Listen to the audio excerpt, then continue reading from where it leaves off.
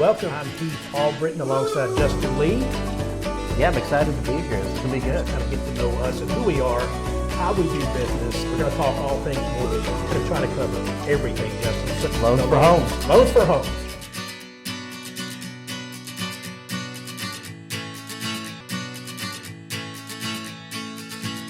All right, welcome to another edition of the Loans for Homes podcast. I'm Heath Albritton alongside Justin Lee, and happy Friday, Justin. Happy Friday. I'm happy to be back this week, back to normal programming. Normal programming. So guys, we're going to talk about the market and what's going on in the industry. There's a lot of talk out there right now. There's several videos, Justin, I saw this week where people are talking about, the fact that we're in a buyer's market now.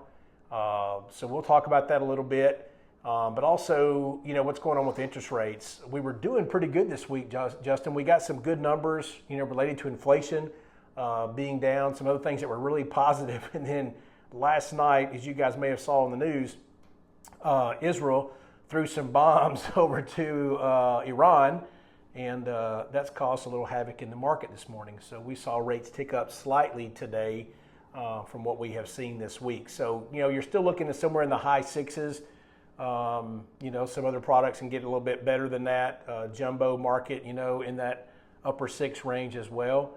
So subject to change. We know rates change daily. So, it's always going to be something to reflect what's going on there. So, and besides today, it's been a pretty good week. I mean, it's kind of been the best week of the year where we've seen back-to-back slight improvement. And we really thought it would go our way today. I don't know why the market's down and the Treasury market's not going our way, but we'll see where next week goes. I think it's just fears, with what may or may not happen with Israel and whether or not we get involved in it and all that good stuff. So, all right. So we're going to talk about the fact, Justin, about a buyer's market. So do you think we are in a buyer's market right now? I really do. I think there's more listings than there are buyers, which gives buyers leverage. Almost every contract, I would say 90% of them that I'm seeing, the buyer's getting concessions. Either the title's being paid or they're getting title plus, $10K to buy down the rate. Whatever the case may be, almost every contract I'm seeing is seeing the buyer get something from the seller.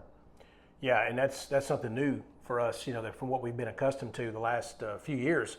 Is that, I'm the same way. You're getting contracts now where sellers are paying title insurance again. They're giving seller concessions. They're doing rate buy downs. They're paying closing costs. They're flexible in their price. They're negotiating the price. Yeah, we're seeing the prices come down a little bit. We're seeing people being able to negotiate and get that purchase price down, which is something we haven't seen in years. Yeah. So that's, that's a good thing for us, a good thing for the buyers that have been on the fence, right. And interest rates have kind of outweighed that. So as you mentioned, Justin, a buyer's market compared to a seller's market, that's when, due to higher inventory of homes, sales may be slower. We know things are sitting on the market a little longer than it normally would right now. And I know you've got some stats you'll share with us in a minute to talk about the number of days and so forth that things have been on the market. Right. But what I will share with you guys before we get into that, this is hot off the press from Zillow. The top 10 seller markets around the country right now. So the top 10, number 1, San Jose, California. Number 2, San Francisco. Number 3 is Denver. 4 is Seattle. Number 5 is Dallas. Number 6 is Los Angeles. And coming in at number 7 is Portland, Oregon. Sacramento, California, number 8. Nashville, Tennessee is number 9. But that may change based on some stuff we're seeing. And number 10, rounding out the number 10 is Boston, Massachusetts. So those are the top 10 sellers markets. The top 10 buyers markets are Philadelphia, Chicago, Cleveland, Miami, Providence, Rhode Island, Detroit, Tampa, Cincinnati, Pittsburgh, and Orlando. So those are markets we've actually seen soften up a little bit more than actually Nashville, Tennessee, or Middle Tennessee. Justin, tell me kind of tell our listeners anything else in addition to what you're seeing right now?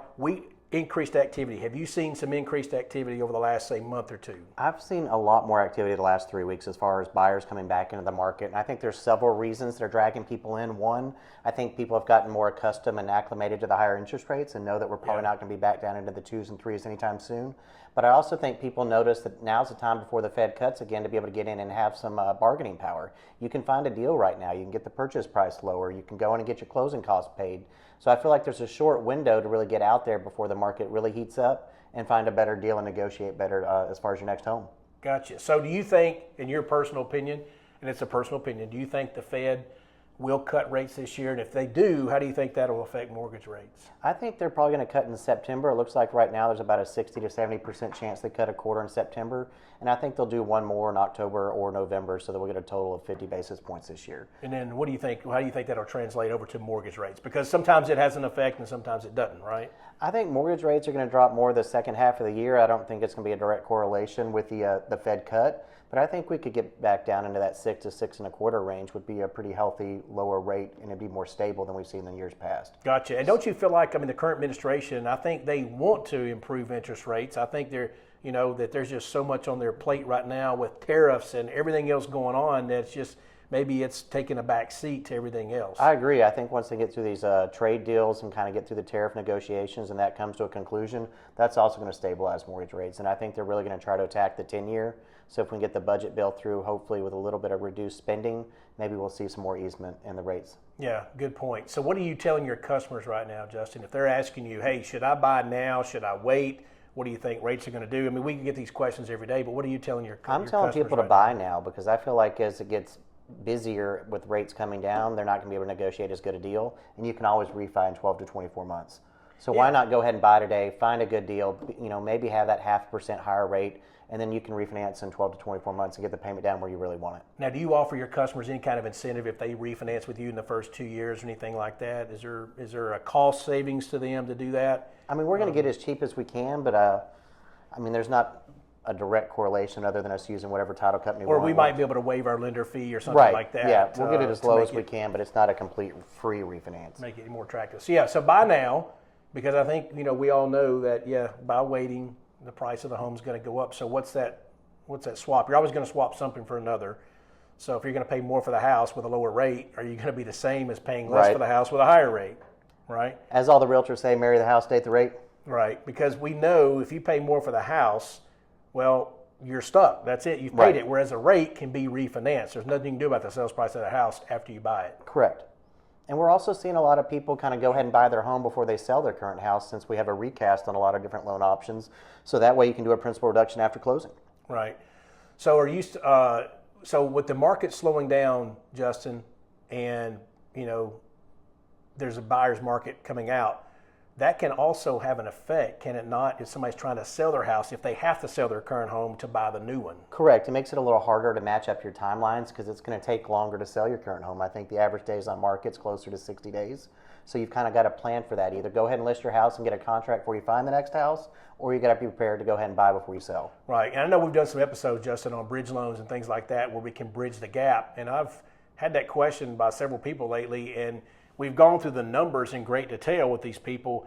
And I tell you what, it's a risk. I mean, it really is, by saying, okay, I can't sell my house, so I want to go buy the next one and take out this bridge loan in addition to, it can get a little scary because there's a lot of payments you've got to incur until that house sells. And if it takes 6 or 8 months or whatever it may take, then you're making all of these payments. Do we have the option to do it? Absolutely. But it's something you got to really dig deep inside and say, is this something I'm willing to do and take that risk? Yeah, I think everybody's got to make their own decision with that and make a decision that allows them to sleep at night. Me personally, that's stressful and it's hard not being able to match up the timeline. So maybe you go ahead and just list your current home and see if you can go ahead and get it under contract, then go find the next house and you don't have to worry about it. Right. And there's things to do. There's things you can set yourself apart, right, to sell your home, make it more attractive than the house down the street, right? You need to make sure, first of all, your house is in great shape. Right. You've taken care of it. Maybe you've done some touch-up paints. You've improved some things. You've put new lighting in. You want to make it the best product. If somebody's looking at your property versus 2 others, you want to make sure that your house is in great shape, certainly. Correct. But there's things that we can do, Justin, out there to help sell that home too as well, right? That we can maybe entice that buyer to maybe buy that home. And what can you tell the audience of things that you can offer to do that to help maybe sell a house, some closing cost incentives or things like that? Yeah, so we can do some incentives. We can offer $5,000 in lender-paid closing costs to any listing agents that want to partner with us and put that on the MLS, and we'd be happy to help out with whoever's buying that home and offer a credit. Yeah, so it's got to help, Justin. If you're looking at a house next door versus one that you can get some closing cost incentive on, I think that would help sell that particular property. I think anything helps in this market, and might also help if you're in a newer neighborhood where they're still building and they've got all these builder incentives. At least it's something to throw out there to somewhat compete with that. Absolutely. So, guys, we do think we're in a buyer's market right now. So take advantage of that, right? If you can get a better deal, now's the time to do it. We think right now's the time to do it. And if you have any questions, obviously give us a call, 615-347-0578. 865-406-8486. We'd love to help. Don't forget to like and subscribe. We hope you have a great weekend and tune in next week. Thanks so much. All right, see you next week.